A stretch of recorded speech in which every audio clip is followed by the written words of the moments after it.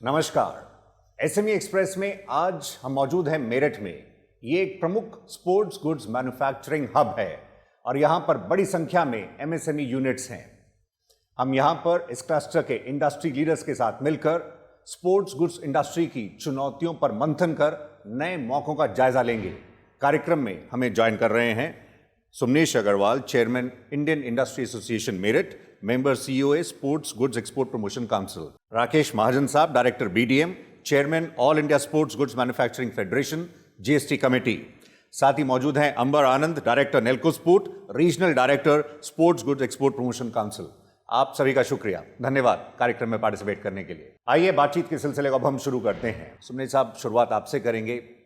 आप आईए को रिप्रेजेंट जिस तरह से कर रहे हैं और आईए लीडिंग बॉडी है एमएसएमईज की, एमएसएमईज के मूड के बारे में आप बता सकें इस रीजन में किस तरह से वो बाउंस बैक कर रहे हैं, किस तरह की अंडरटोन है, आप कैसे बताते हैं? एमएसएमईज आफ्टर कोविड की अगर बात कर रहे हैं, डेफिनेटली हमारे प्रधानमंत्री जी और हमारे मुख्यमंत्री जी इतना परिश्रम कर रहे हैं एमएसएमईज की प्रगति के लिए।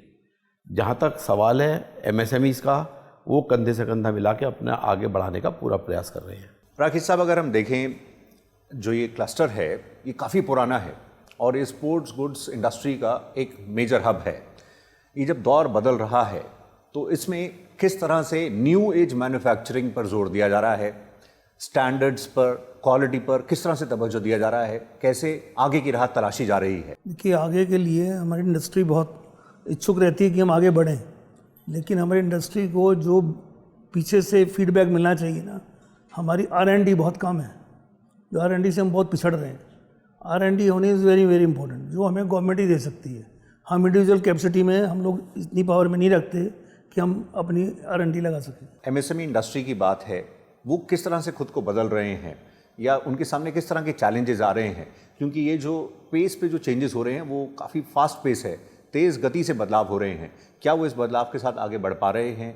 आजकल नई जनरेशन जो आ रही है स्टार्टअप में लोग आना चाहते हैं, लेकिन स्टार्टअप की कुछ शर्तें ऐसी हैं, टर्म कंडीशन, जो कि आम आदमी पूरी नहीं कर सकता। ऐसे ही सेम जैम पोर्टल का बनाया हुआ है। जैम पोर्टल में 3 साल की बैलेंस शीट मांगते हैं। नया बच्चा जो स्टार्टअप करेगा वो 3 साल कहाँ से कर देगा? उसको कहाँ से पार्टिसिपेशन मिल जाएगा? आप बता सकें, क्योंकि इस इंडस्ट्री में कई माइक्रो एंटरप्रेन्योर्स भी हैं और बड़ी संख्या में हैं, होम बेस्ड मैन्युफैक्चरिंग भी रहती है। किस तरह से आप उनके इस समय वर्किंग को एनालाइज कर रहे हैं? देखिए, इसके अंदर एक तो जो एस्टेब्लिश्ड यूनिट्स हैं एक्सपेंशन नहीं कर सकती। जो नई एंटरप्रेन्योर है उसको आने में दिक्कत है। रीज़न बीइंग, हम सरकार से मांग करते हैं हमारे को जगह की, ज़मीन की फ्री में नहीं मांगते हम, जो भी रीजनेबल रेट है उसको उपलब्ध कराई जाए। बीच में कुछ जगह हमने सजेस्ट भी करी थी, जैसे कताई मिल जो कम से कम 25-30 साल से बंद पड़ी है, उसके लिए हमने डिमांड करी थी। जो वहाँ पे ज़मीन उपलब्ध है उससे कहीं ज़्यादा थी, लेकिन हमने कहा जैसे भी अकोमोडेट करके कुछ तो इंडस्ट्री बढ़ेगी।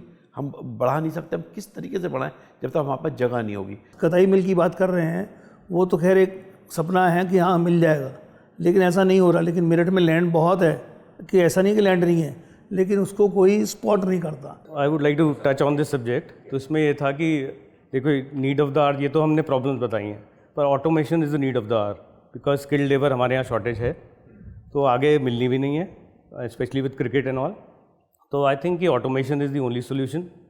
And also talking about land, I think most of the industry, most of the bigger players in Meerut, they have shifted out of the sports complex.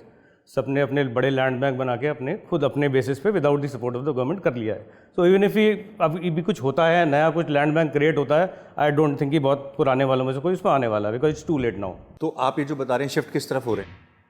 जैसे सब लोग, even we have shifted like 26 kilometres from here. गाँव में देखो, आपको सारे unit जो हैं कंप्लाइंट भी चाहिए, इन्वायरमेंटली भी और सोशली भी। तो फॉर दैट यहाँ तो हो नहीं सकता पुराने यूनिट्स में, नई जगह हमारे पास है नहीं। So the only option left word कि खुद ढूंढो ज़मीन, उसको फ्री होल्ड कराओ या जो भी कराओ, और जाके उसको कन्वर्जन कराओ और जाके खुद करो। तो आइए इस कुछ और पहलुओं को छूते हैं। जैसे ये दौर डिजिटल ट्रांसफॉर्मेशन का भी है, इसमें जो यूनिट्स हैं टेक्नोलॉजी अपग्रेडेशन पर, उस राह पर किस तरह से बढ़ रहे हैं और उन्हें किस तरह की सपोर्ट की इसमें ज़रूरत है? क्योंकि टेक्नोलॉजी ही मेजरली अब सब कुछ ड्राइव कर रही है और कोविड में तो एक्सेलरेट भी हो गया है।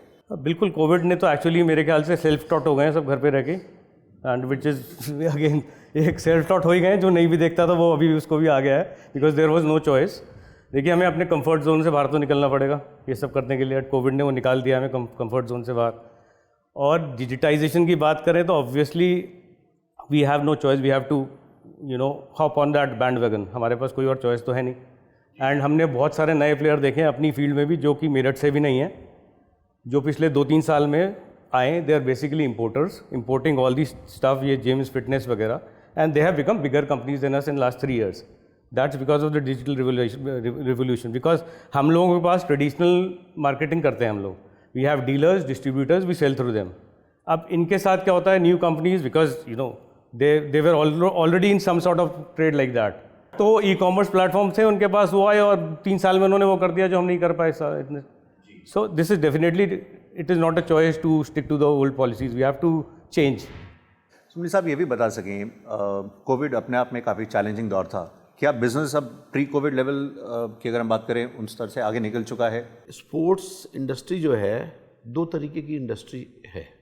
One is indoor sports and one is outdoor sports. Indoor sports में जैसे कैरम बोर्ड हो गया, जो भी इंडोर कर सकते हैं। आउटडोर स्पोर्ट्स में क्रिकेट हो गया, हॉकी हो गया, ये सब चीज़ हो गई। जो आउटडोर स्पोर्ट्स थे दैट वाज टोटली फ्लैट, बिल्कुल कुछ नहीं हो रहा था। जो इंडोर स्पोर्ट है, for example carrom board, during covid there was a acute shortage of carrom board.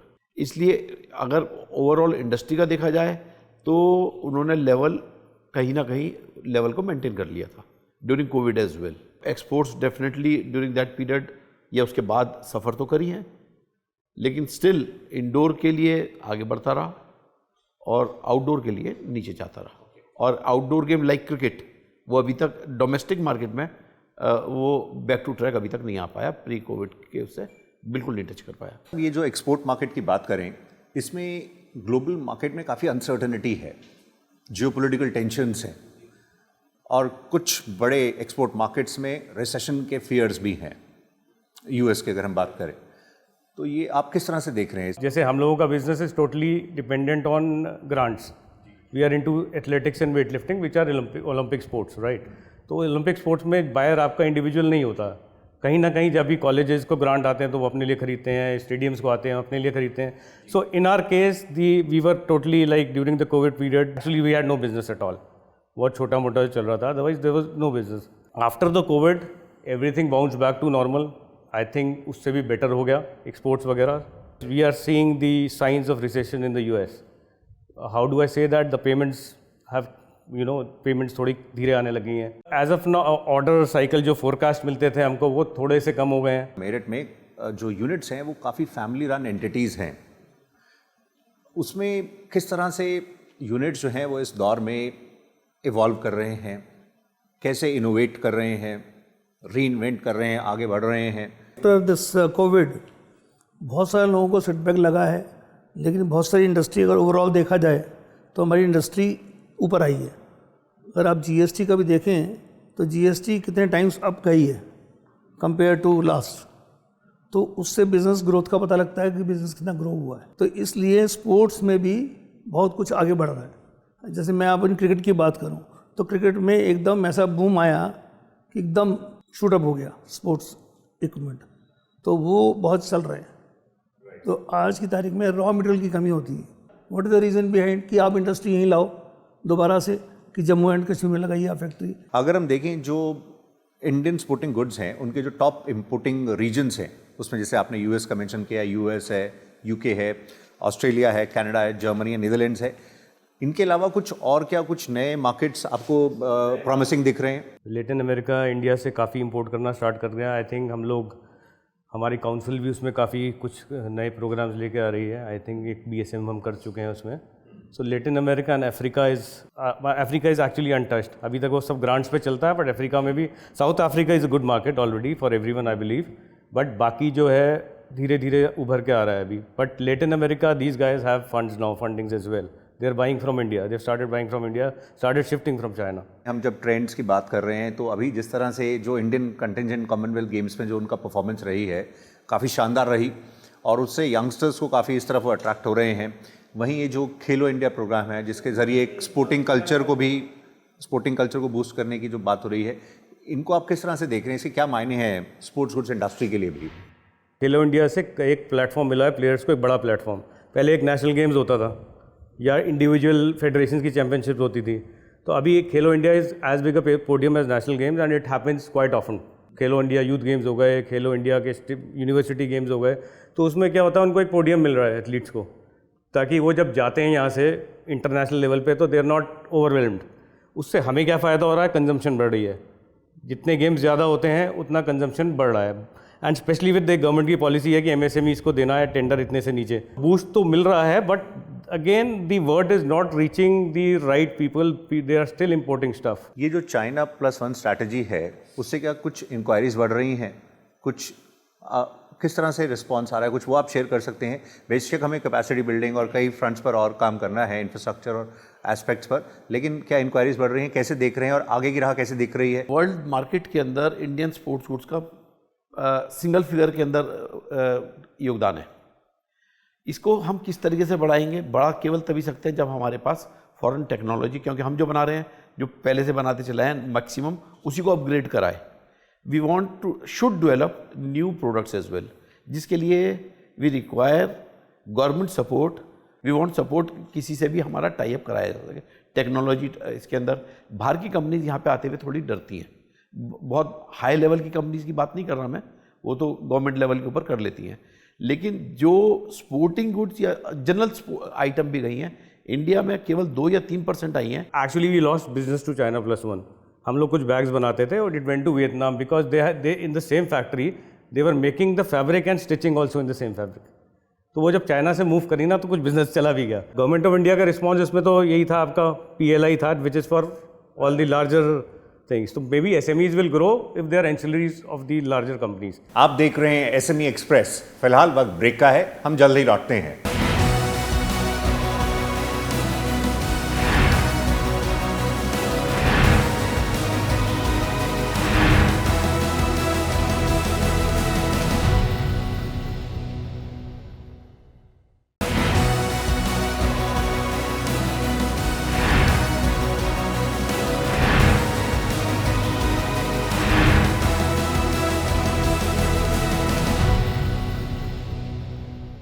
Welcome back. आप देख रहे हैं SME एक्सप्रेस मेरठ से। आज हम फोकस कर रहे हैं स्पोर्ट्स गुड्स इंडस्ट्री पर। आइए चर्चा को आगे बढ़ाते हैं। महाजन साहब, इसमें जैसे वियतनाम की बात कर रहे हैं हम, चाइना से कंपटीशन, साथ ही अगर हम देखें आपके स्पेस में ये पाकिस्तान में और इनफैक्ट जिसका आप मेंशन कर रहे थे सियालकोट, जहाँ से वहाँ से भी तो कंपटीशन है। India is leading in the world. अभी 58 कंट्रीज़ और आए हैं, आपने देखे होंगे कंट्रीज़ खेल रहे हैं जो ICC ने अभी क्लब किए हैं। तो अभी क्रिकेट के अंदर इतने आ गए हैं तो वहाँ भी एक्सपोर्ट बढ़ेगी। इसी में हम एक पहलू और आपसे समझेंगे। अमर साहब, आप हमें बता सकें, क्योंकि मेरठ की एक पहचान रही है जो क्रिकेट गियर के जो मैन्युफैक्चरिंग हब के तौर पर, लेकिन कंपनीज़ ने इस सिटी में डाइवर्सिफाई भी किया है फिटनेस में, एथलेटिक्स की तरफ, जिम इक्विपमेंट्स की तरफ, जिसमें आप ऑलरेडी हैं। तो आप ये बता सकें और कुछ लर्निंग्स उसमें रही हों जो आप बता सकते हैं और कुछ ट्रेंड शेयर कर सकें। अभी जो ट्रेंड चला पिछले कुछ सालों से, आई थिंक जितने मेरठ में नए मैन्युफैक्चरर्स आए हैं, कोई क्रिकेट में तो आया नहीं, सारे फिटनेस और जिम में ही आए हैं। But then again that quality is not up to the mark कि आप उसको कहोगे एक्सपोर्ट कर रहे हैं या ग्लोबल स्टैंडर्ड की है, उसके लिए इन्वेस्टमेंट चाहिए होती है। So we also set up something which is similar on the lines of China. कुछ हमने भी सीखा बिकॉज वहाँ जाके क्या हमने देखा कि इंडिया में बहुत कुछ इंपोर्ट हो रहा था चाइना से। So we thought okay, first step is let us open something here on the lines of the Chinese companies, और इंडिया को तो फीड करे जो इंडिया में टॉप इंपोर्टर्स हैं, जो कि मार्केट बैठी हुई है यहाँ पे, already the market is there. So no rather than we did सब रिवर्स इंजीनियरिंग। तो हमने स्टार्ट करा। Now we have almost, I am proud to say, we have almost all the top few, I would say top 5 importers who are buying from us, all the big ये fitness companies होती हैं। Not the entire thing, जो segment जो CrossFit हम कर रहे हैं, but now the problem is raw material and capacity. So that capacity what we build for the exporting is consumed here in the Indian market. We are setting up another line. Banking sector से भी कैसे support क्या उम्मीद कर रहे हैं? Banking channel को भी हम 2 जगह डिवाइड कर देना चाहिए। One is the government owned banks, one are the private owned banks. और पेपर वर्क उनका बहुत ज़्यादा इन्वॉल्व हो गया, क्योंकि बहुत जने जो पैसा लेके यहाँ से भाग गए। तो गवर्नमेंट की है कि कोलेटरल सिक्योरिटी 2 करोड़ से नीचे नहीं लेनी है, लेकिन nobody obeys that order.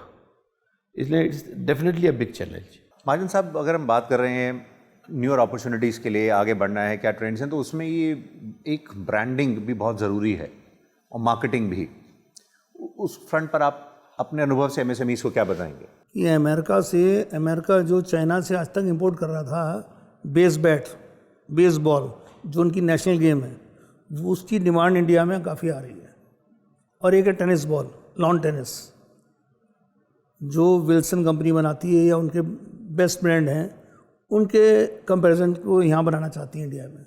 India में वो चीज़ नहीं है, अभी टेक्नोलॉजी नहीं है किसी के पास, ना तो एल्यूमिनियम एलॉय की जो बनते हैं बेस बैट उसकी नहीं है, बेस बॉल की बन रही है, जलंधर में बन रही है, लेकिन उसकी डिमांड इस टाइम बहुत ज़्यादा आई हुई है इंडिया में। ये आप ब्रांडिंग मार्केटिंग के पहलू पर अपने विचार रख सकें? देखिए, हमारी इंडस्ट्री 60 साल पुरानी है। 60 साल मतलब सियालकोट की बात करें आए, या इंडिया में 60 to 80 ईयर्स ओल्ड, और मे बी कुछ उससे पुराने होंगे।